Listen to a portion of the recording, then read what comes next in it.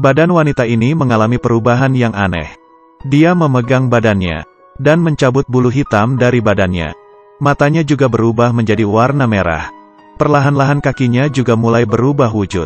Dia seorang balerina bernama Anna. Semua orang memiliki cita-cita, begitu juga dengannya.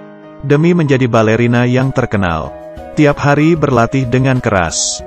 Dia memberikan sepenuhnya ke dunia balet. Hari ini kesempatannya akhirnya datang. Mereka akan memiliki acara baru, dan membutuhkan balerina angsa yang terkemuka. Beth yang awalnya adalah pilar. Karena umurnya dia kehilangan kesempatan. Anna yang mengetahui situasi itu pun langsung memanfaatkan kesempatan itu.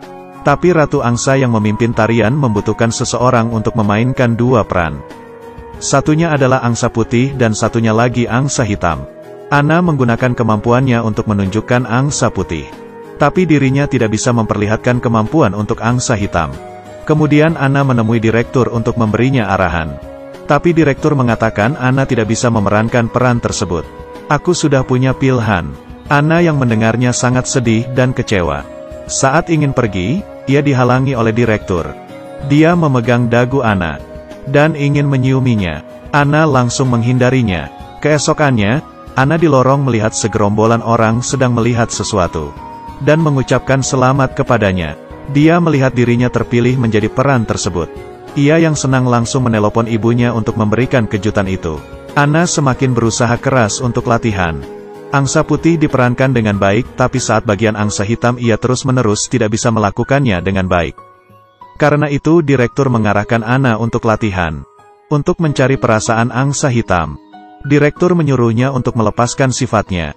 Tapi Anna yang selalu lemah dalam karakter, tidak ada di jalan sama sekali. Di dalam grup tari adalah seorang gadis yang bernama Odile. Tariannya penuh dengan kebebasan, sangat cocok dengan karakter angsa hitam, dan juga mendapatkan pujian dari direktur. Hal ini membuat Anna menjadi merasa terbebani. Tidak tahu kapan bisa memunculkan karakternya. Di saat berendam air, dia melihat muka seseorang. Dan saat bangun, bayangan itu menghilang. Kemudian di punggungnya ada muncul luka. Dia tidak peduli dan lanjut latihan di keesokannya. Tapi di saat direktur melihat Anna, masih saja tidak menampilkan karakternya pun merasa emosi. Now stop saying that. That's exactly what I'm talking about. Stop being so fucking weak. Again.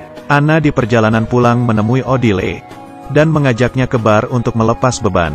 Anna tidak memedulikan larangan ibunya, dan bersama Odile ke bar. Saat itu Anna sudah memutuskan untuk melepas bebas dirinya. Kemudian dia membawa Odile pulang ke rumah. Anna yang mabuk, berkata kasar di depan ibunya, dan langsung membungkam mulut Anna sehingga tidak bisa bicara. Anna pun membawa Odile ke gudang. Kemudian terjadi hal apa silahkan bayangkan sendiri.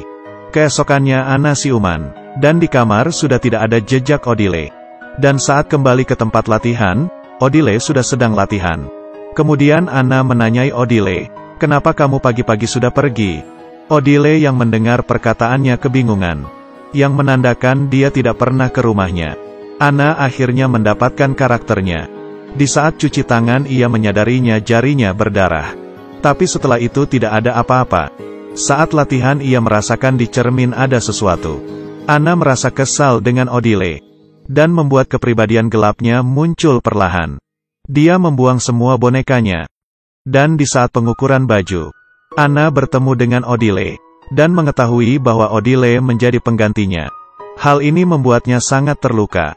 Dia segera mencari direktur untuk memohonnya memberikan kembali perannya. Meski direktur berkata dirinya selalu pilihan pertamanya, tapi Anna tetap tidak tenang. Dia semakin berusaha untuk terus latihan. Saat itu dia tanpa sengaja melihat direktur dan Odile. Dia yang kecewa pun langsung lari pulang ke rumah. Dan kejadian aneh masih terus muncul. Gambar di kamarnya bergerak, dan punggung Anna mulai terasa sakit. Ternyata ada tumbuh bulu hitam. Dan matanya mulai berubah menjadi merah. Kedua kakinya juga berubah wujud. Kemudian ia pun pingsan. Saat siuman ia melihat ibunya yang sangat khawatir. Mengira dirinya sudah mengalami sakit mental. Dan menyuruhnya untuk membatalkan pertunjukannya. Tapi usaha keras yang dia keluarkan itu semua demi hari ini. Dia tidak ingin menyerah. Dan tidak memedulikan ibunya lalu datang ke teater.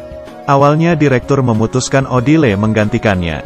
Tapi melihat karakternya Anna, dia pun mengubahnya lagi. Di saat pertengahan pertunjukan, Anna tidak hati-hati terjatuh dan hal ini membuat direktur marah. Anna yang penuh tekanan pun kembali ke ruang rias, dan melihat Odile yang duduk di tempatnya, dan berkata dirinya lebih cocok memerankan angsa hitam.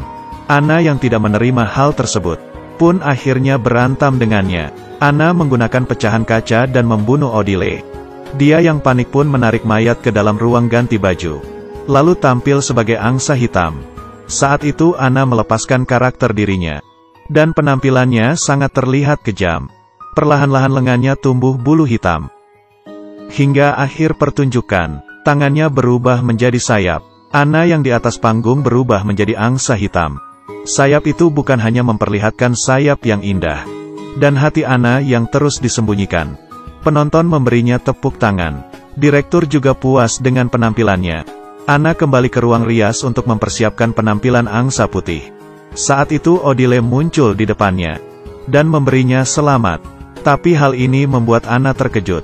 Dia melihat ruang ganti tidak ada mayat Odile. Tiba-tiba perutnya terasa sakit, dan melihat ada luka. Ternyata hal kejadian sebelumnya semuanya hanyalah halusinasi. Dia melanjutkan riasnya dan masuk ke panggung. Saat ini dia seperti angsa putih yang menderita. Di saat dia melompat, tatapan Anna tiba-tiba menjadi tenang, dan menyelesaikan penampilannya dengan sempurna. Kelegaan dan kebahagiaan. Semua orang memberinya ucapan selamat dan tepuk tangan. Saat itu lukanya sudah menembus keluar ke pakaiannya, dan menjadi merah. Tekanan yang dialami Anna membuat dirinya menjadi halusinasi. Demi mengejar impiannya, dia terus ingin mencapai target yang diinginkan. Orang yang ingin menjadi sempurna pasti akan mencoba segala hal. Tidak gila, tidak hidup. Cerita sampai di sini. Yang suka dengan film ini ikuti terus ya.